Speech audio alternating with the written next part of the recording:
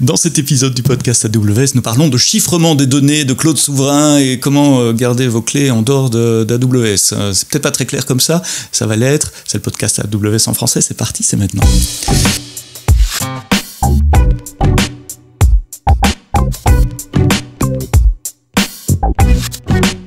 Bonjour et bienvenue dans le podcast AWS en français. Aujourd'hui, nous parlons de cloud souverain avec Devoteam Revolve qui lance une nouvelle solution de chiffrement des données dans le cloud, une sorte de tiers de confiance qui peut garder vos clés de chiffrement. Alors pour en parler, comment démarrer, comprendre comment ça marche, j'ai le plaisir de recevoir Christine et Jérémy. Christine Grassi, Team Leader Sécurité chez Devoteam Revolve, et Jérémy Rodon, architecte cloud Devoteam Revolve. Merci d'être là. On rentre dans le vif du sujet immédiatement.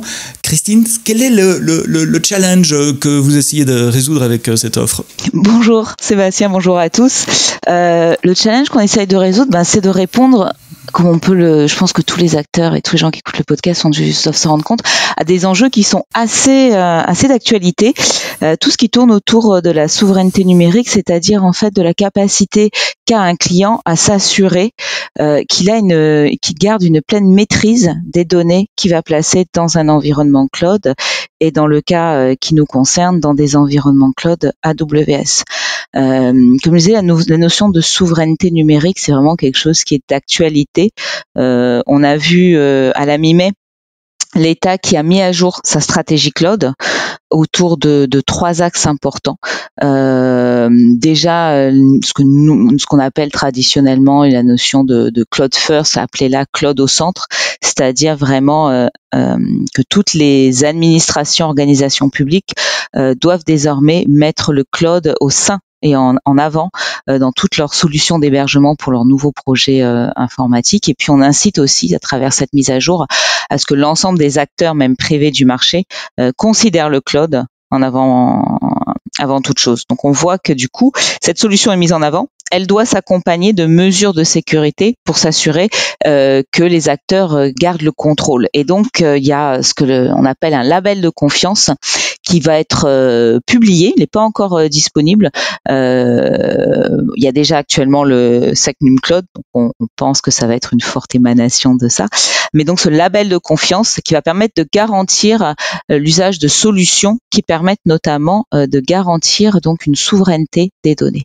Donc cette notion de souveraineté, cette notion de maîtrise par le client de ce qu'il met dans le cloud et de comment il va pouvoir assurer la confidentialité, la disponibilité de ces données, c'est important.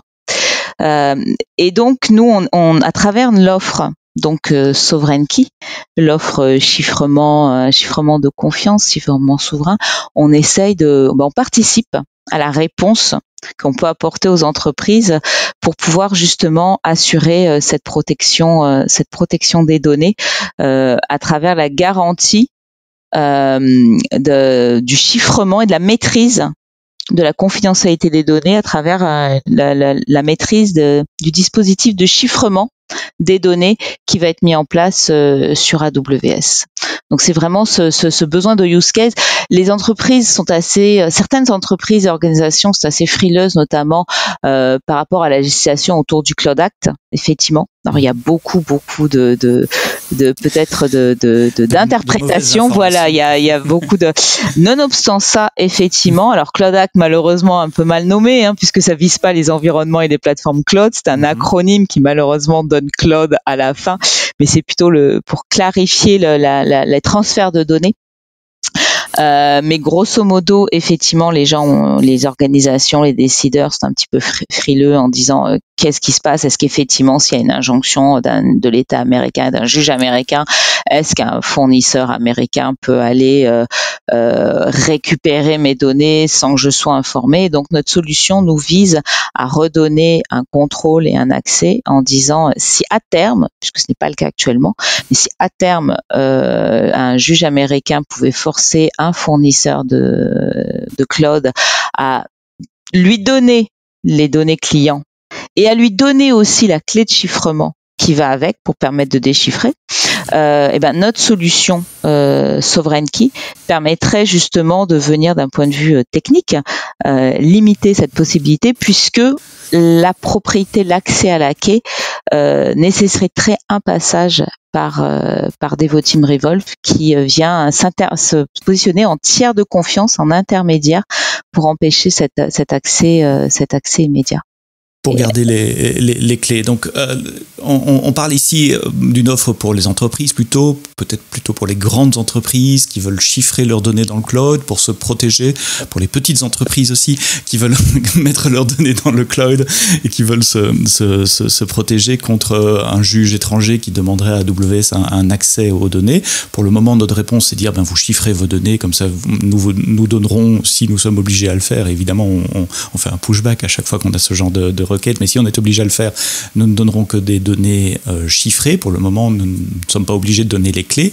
Mais là, avec votre offre, on va un coup plus loin parce que les clés ne seront même pas stockées dans le cloud AWS, elles seront stockées ailleurs et on va parler en détail de comment ça marche techniquement. Mais c'est un bon résumé, tu veux rajouter quelque chose ? Oui, je voulais juste préciser qu'effectivement, c'est pas une offre qui ne s'adresse qu'aux grandes entreprises. On a vraiment essayé de mettre en place, Jérémy va vous le détailler après ensuite, quelque chose qui n'est pas une usine à gaz, donc qui se déploie très simplement, je vous dirais pas en 3 clics, mais c'est quasiment ça. Là, la phase de build a été importante pour nous, pour construire la solution, mais le déploiement au sein des environnements clients est vraiment très simple et l'approche qu'on a. Pour nous, le but de cette solution, c'est vraiment en fait que la sécurité doit permettre d'être un enabler du cloud. Donc on propose cette solution vraiment pour qu'ensuite ce soit juste un déclencheur qui facilite l'utilisation et la migration des environnements dans le cloud. Donc, elle n'est pas compliquée d'un point de vue technique. Elle n'est pas, on n'a pas oublié, financièrement parlant, c'est pas non plus quelque chose qui est très coûteux. C'est sous forme d'abonnement, c'est relativement accessible. Donc, on a vraiment voulu la créer pour qu'elle soit accessible aussi bien aux petites entreprises, aux startups, aux PME qu'aux grandes entreprises, et pour que ce soit juste, un moyen, un enabler d'aller vers le cloud. C'est vraiment comme ça qu'on l'a fait. Tu me donnes une bonne transition vers Jérémy. Comment ça marche, monsieur ? D'abord, de quel type de chiffrement on parle ? Pour quel service AWS ? Remettons un tout petit peu de contexte technique. On chiffre quoi ? Alors, très bonne question. Déjà, bonjour à tous. On parle de chiffrement de volume. Donc, l'idée est de faire du chiffrement bloc, de protéger les volumes d'instances, les volumes de données. Volume EBS. Alors, volume EBS, potentiellement instance store, même si ça aurait sans doute moins d'intérêt parce que de toute façon on le perd quand on redémarre. Mais l'idée est bien de chiffrer ça. Donc, comment ça marche ? Du côté de l'instance, on n'a pas réinventé la roue, donc on se base sur ce qui existe et ce qui marche très bien depuis des années, à savoir sous Linux, plutôt sur du Lux, que le Linux Unified Key Setup. Sous Windows, on se base sur du BitLocker. Donc les deux sont un chiffrement AES 256 XTS, qui va venir protéger les volumes. Donc c'est un chiffrement au niveau du système d'exploitation, parce que quand Exactement. tu dis chiffrement en volume EBS, moi immédiatement je pense à la petite option que je vois dans la console, chiffrer mon volume, qui permet de gérer mes clés également, mais dans ce cas-là, les clés sont gérées par AWS. Comme vous voulez aller un coup plus loin à gérer les clés en dehors, on parle ici de chiffrement host-based, basé sur le système d'exploitation. Exactement. Nous, on a fait cette offre de notre côté, donc on n'a pas forcément demandé l'avis d'AWS et on n'a pas du tout l'accès aux hyperviseurs, contrairement à AWS qui peut se permettre de faire une petite case à cocher. Donc nous, forcément, on n'a pas cette facilité, on passe par l'OS.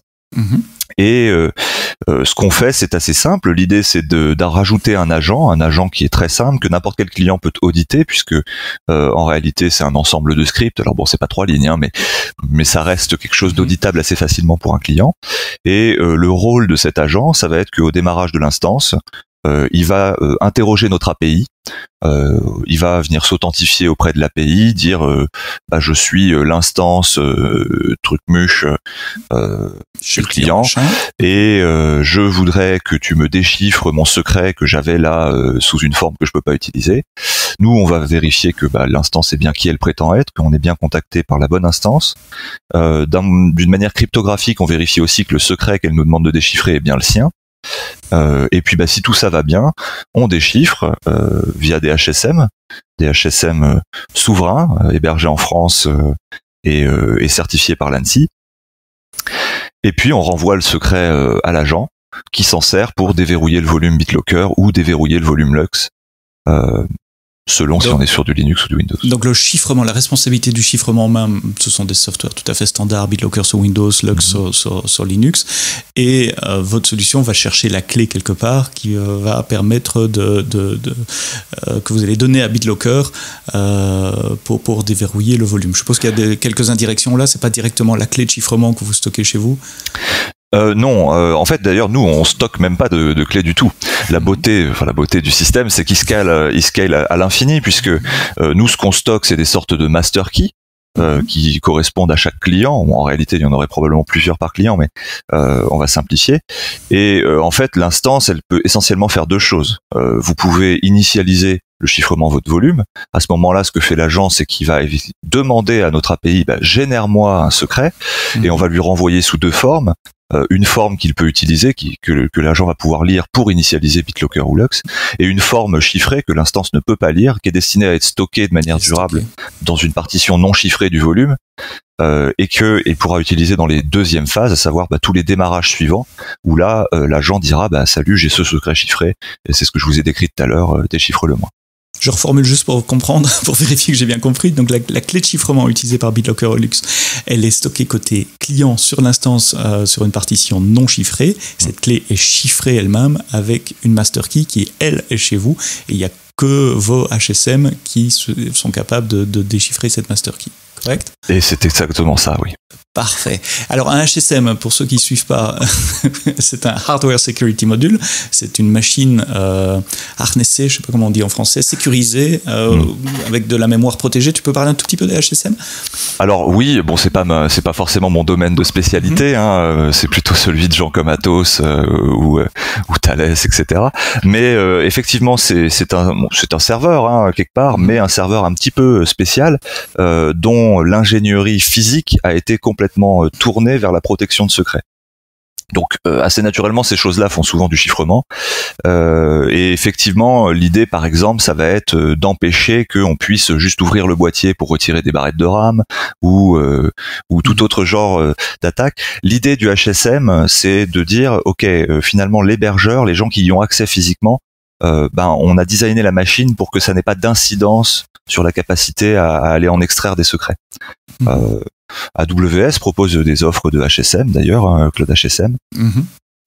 Là, nous, pour des questions de souveraineté et une volonté de passer par un acteur français, on passe par d'autres HSM, mais le principe est le même et les garanties sont similaires. Et donc c'est important de bien noter que ces HSM ne sont pas dans le cloud AWS, ce ne sont pas les clouds HSM, ce sont des machines qui sont physiquement sur le territoire national sous votre périmètre de responsabilité, et donc tout à fait en dehors d'AWS. Oui, tout à fait. Alors, on en est les seuls administrateurs. On en est les seuls accédants en fait. Donc sur un HSM, on a souvent deux rôles. On a un rôle de crypto user qui est celui de l'application souvent qui utilise l'HSM, et puis on a un rôle de crypto officer qui est plutôt celui de l'administrateur du boîtier. Et donc nous on a les deux rôles. On ne les héberge pas nous parce que Devoteam Revolve n'est pas une entreprise qui a des data centers super sécurisés, donc ça aurait été un petit peu ballot de faire tout ça pour mettre ensuite des HSM sous un bureau. À la cave. Voilà. Donc ce qu'on fait, c'est que on est passé par un acteur français, celui qui nous fournit les HSM d'ailleurs, et qui peut aussi nous les héberger dans des data centers qui sont EAL4+, donc plutôt à un très haut niveau de certification et de sécurité. Comment marche l'authentification de l'instance pour dire c'est moi, c'est vraiment moi? Parce que tu as parlé l'instance qui dit c'est moi, je pense directement au cas d'autoscaling, des instances qui apparaissent, qui disparaissent. Comment ça marche? Alors, c'est une excellente question, et c'est d'ailleurs toujours le problème le plus compliqué à résoudre, puisqu'on veut authentifier les instances de manière transparente, de manière automatique. On veut pas que notre offre oblige un administrateur à aller se loguer sur une instance pour taper un mot de passe à chaque fois qu'il la démarre. Ça fait plus vraiment très cloud. Donc l'idée, c'est de vérifier que quand on reçoit une connexion, donc nous, la manière dont ça se passe, c'est que l'instance nous contacte au travers d'un private link API Gateway en fait. Et donc nous, quand on reçoit une connexion, de ce fait, on sait quelle est l'adresse IP et le VPC qui nous contacte. C'est des données qu'on a. Donc déjà, vous savez si le VPC est autorisé, si c'est un de vos clients. Tout à fait. Alors nous, évidemment, en amont, on a ce genre de choses. C'est pas n'importe qui peut parler à l'API. Hein. Il faut nous contacter. Je veux dire entre humains avant. Et donc on a cette IP et notre instance qui nous contacte nous dit qu'elle est I-17 chiffres hexadécimaux derrière. Ce qu'on fait, nous, est quelque chose d'assez simple et naïf, mais plutôt efficace, en fait, et on pourrait en discuter après, c'est que on va aller assumer un rôle. Donc, il faut que le client, dans son compte, nous ait préparé un petit rôle avec un droit très simple, describe instance, et on va utiliser cet assume rôle au moment du call pour vérifier que effectivement il y a bien ce VPC là chez le client, qu'il y a bien cette instance et que l'IP privé correspond. Si c'est le cas, on va considérer l'instance comme authentifiée. Après, c'est pas pour ça qu'elle est forcément autorisée à déchiffrer le secret qu'elle nous demande de déchiffrer. Ça, c'est un autre mécanisme qui nous le permet. C'est un mécanisme cryptographique, donc un lien assez fort, voire très fort. Pour les plus techniques d'entre vous, vous savez peut-être que quand on chiffre en AES, il y a un mode de chiffrement qui s'appelle GCM, pour Galois Counter Mode, si vous voulez aller chercher. Et l'avantage de ce mode de chiffrement, c'est qu'il est ce qu'on appelle, il est authentifié. C'est-à-dire qu'on peut ajouter des métadonnées d'authentification quand on fait un chiffrement qui pourront être vérifiées quand on fait le déchiffrement. Concrètement, ce que ça veut dire pour nous, c'est qu'on est capable de lier l'instance ID au chiffrement du secret. Et quand on est sur le point de déchiffrer le secret, il faut qu'on repasse l'instance ID et il doit correspondre pour que ça marche. Si ça correspond pas, c'est le HSM qui va nous dire non, va-t'en, je ne te déchiffre pas ce truc-là parce que cette metadata, l'instance ID en l'occurrence, ne correspond pas à ce qui avait été fourni initialement. Et ça couvre le cas d'une instance qui redémarre, mais une nouvelle instance qui joint un l'autoscaling typiquement. Elle peut demander une nouvelle clé à la volée.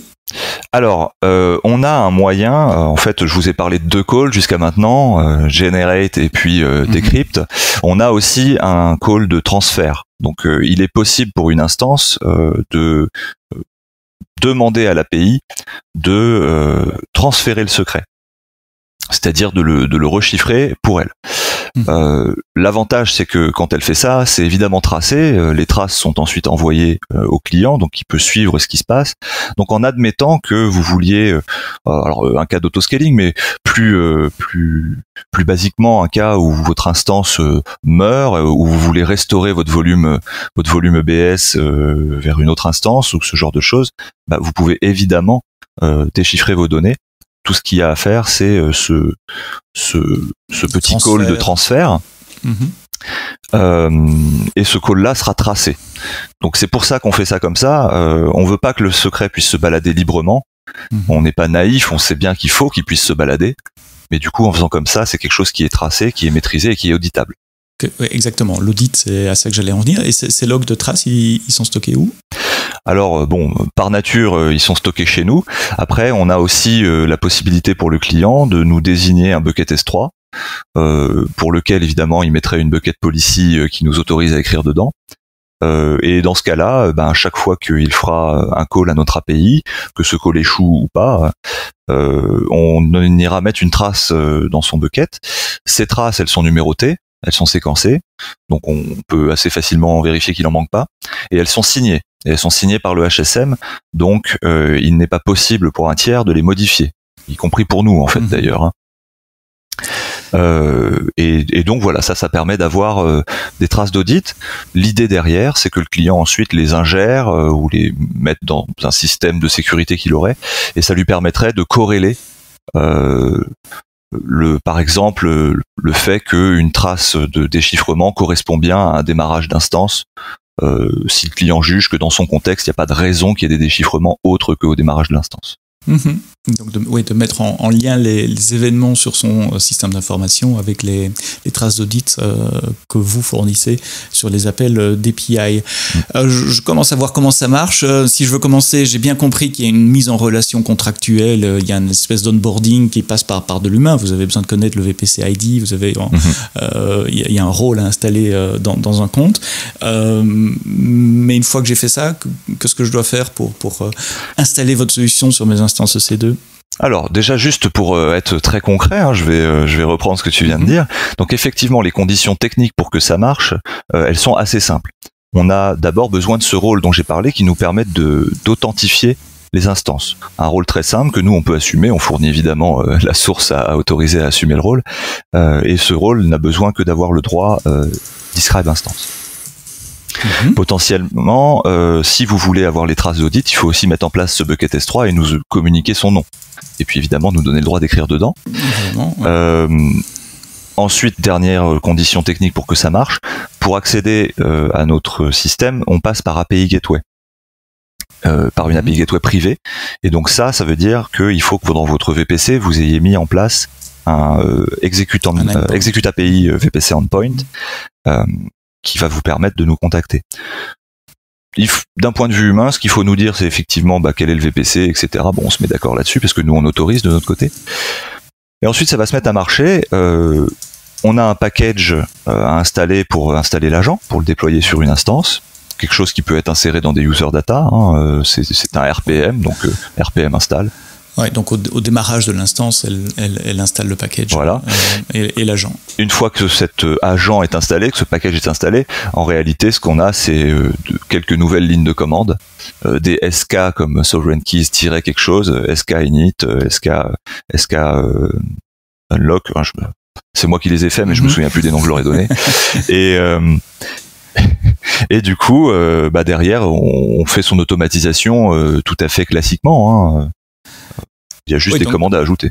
Donc le changement est minimal. Une fois que le setup initial est mis en place, les rôles, la confiance entre votre compte AWS et le compte du client, les changements sont minimum dans oui, tout à fait, des instances. Il n'y a notamment pas à nous déclarer individuellement chaque instance. C'est bien. donc c'est bon pour ça. Et comme ça travaille au niveau des instances EC2, ça veut dire que ça s'applique également aux clusters de containers, à ECS, à EKS, et à d'autres services éventuellement, Beanstalk, tout ce qui tourne sur EC2 finalement. Tout ce qui tourne sur EC2 et qui vous permet un accès à l'OS en tant que client, potentiellement est éligible. Après, il faut étudier l'intérêt métier pour vous, mais évidemment ECS, Beanstalk, EC2 de tout court. Alors si je suis vraiment parano, et je connais des clients qui le sont, et parfois ils ont raison de l'être, je peux dire, tiens, la clé de déchiffrement du volume, à un moment elle sera en clair dans la mémoire, donc il suffit de faire un dump de la mémoire de l'instance, et un opérateur sournois chez Amazon, ce qui ne devrait pas arriver, aurait potentiellement accès à ma clé de chiffrement. Il y a moyen de se protéger contre ça également ? Oui, tout à fait. Nous, déjà, de base, ce qu'on recommandait depuis le début, c'est que pour utiliser notre offre, on se base plutôt sur des instances Nitro côté client. Pourquoi ? Parce que les instances Nitro, donc les générations à partir de 5, M5, C5, R5 et aussi les T3, sont des instances donc dites Nitro, qui est un hyperviseur que AWS a développé pour se sortir de l'équation. Donc cet hyperviseur, c'est une combinaison de software et de hardware qui ne parle qu'avec l'API EC2 et qui notamment ne permet pas, c'est-à-dire que la fonctionnalité n'existe pas, de dumper la RAM. Plus récemment, AWS est allé plus loin, et donc pourquoi ne pas en profiter. Il y avait déjà les instances de génération 6, R6, M6, etc., G, qui sont les Graviton 2, qui sont de l'ARM, donc c'est pas forcément hyper aisé de passer dessus, mais si vous pouvez le faire. Et là, en fait, la RAM est chiffrée en permanence par le processeur. Et encore tout plus récemment, cet été, il y a eu les M6i qui ont été annoncés, donc des 6e génération Intel, le I est pour Intel, et là encore, RAM chiffrée automatiquement par le processeur Intel, par ce qu'ils appellent, ce que Intel appelle la Total Memory Encryption. Donc voilà, le parano jusqu'au boutiste trouvera encore peut-être des choses à redire, mais moi je trouve que ça va dans le bon sens et il faut en profiter. Ça devient compliqué là. Donc tu dis les Graviton 2 avec la fonction que tous les Graviton 2 ont de chiffrer la mémoire. Il n'y a rien à faire, c'est automatiquement sur la Graviton 2. Et dans le monde Intel, la nouvelle génération de M6i. Oui, tout à fait. Et il n'y a rien à faire, c'est le processeur qui se charge de tout. Donc c'est vraiment complètement transparent. Et c'est même pas une option à checker, c'est par défaut pour tout le monde. Et puis, puisqu'on est sur la paranoïa, je pense que ce serait utile que j'ajoute peut-être un mot aussi sur le transit du secret. Parce que tu m'as pas posé de question là-dessus, mais j'ai parlé d'API Gateway, j'ai parlé de choses comme ça, mon Dieu. Bon, en réalité, ce que je vous ai décrit comme interaction de l'agent, je l'ai fait d'un point de vue très fonctionnel, mais techniquement, ce qui se passe réellement, c'est que quand l'agent appelle l'API pour dire donne-moi un secret, bon, il fournit son secret chiffré, là-dessus il n'y a pas de problème. Ce qu'il fait aussi, c'est qu'à la volée, il génère une paire de clés RSA, 4096 en l'occurrence, et il donne la partie publique de la clé.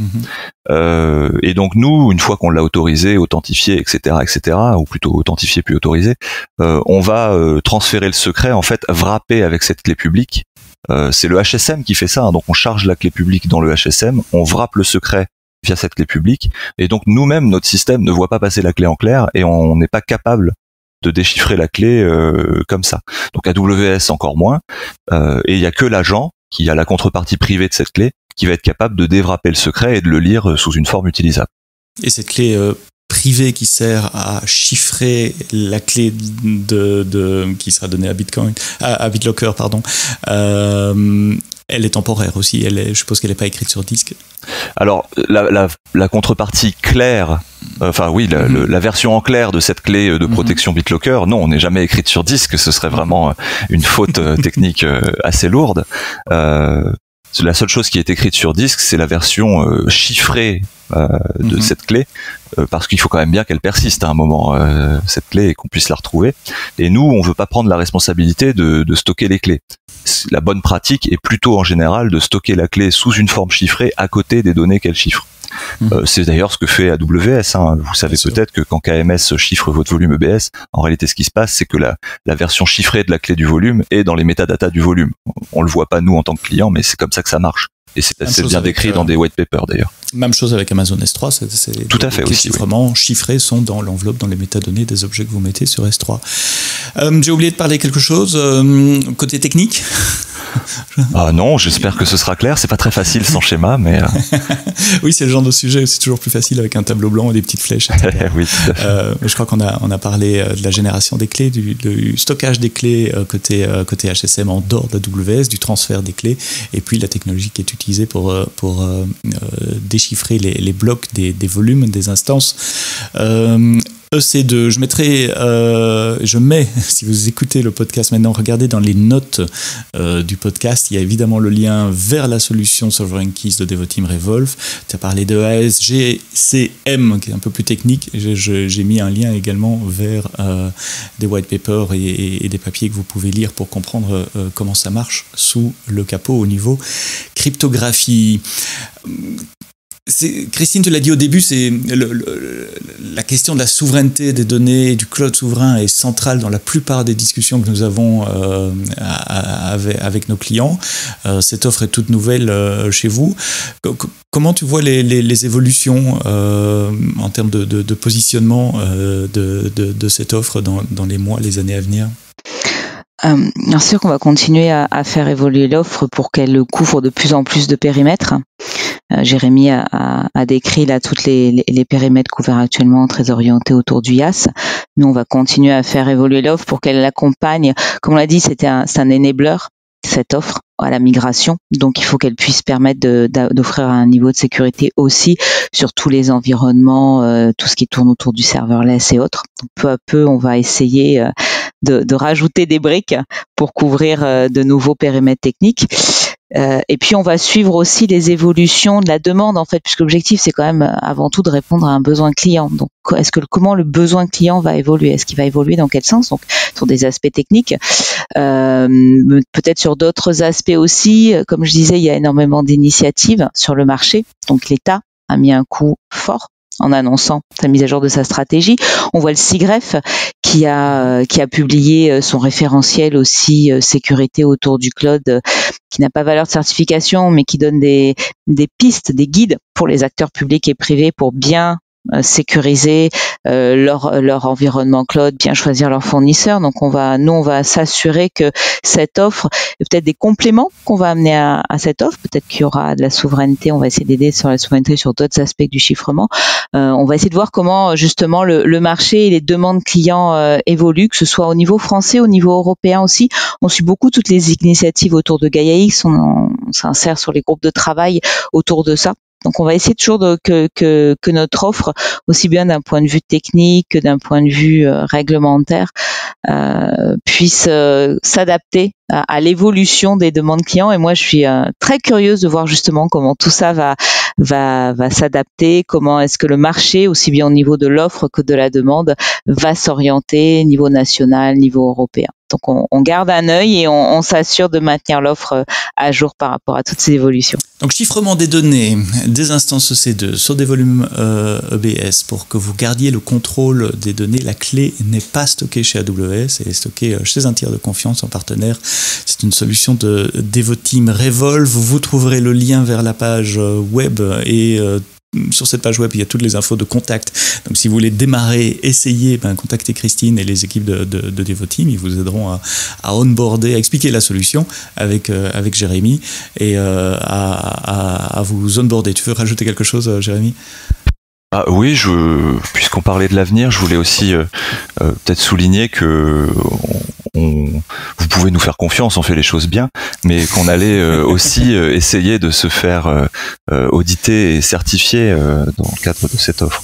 On a une démarche pour l'avenir, on a aussi une démarche de certification qu'on est en train d'étudier et oui, faire auditer la solution au niveau technique, la faire valider par un auditeur externe de manière à ce que vous ayez un stempel, un cachet certifié dans un futur proche.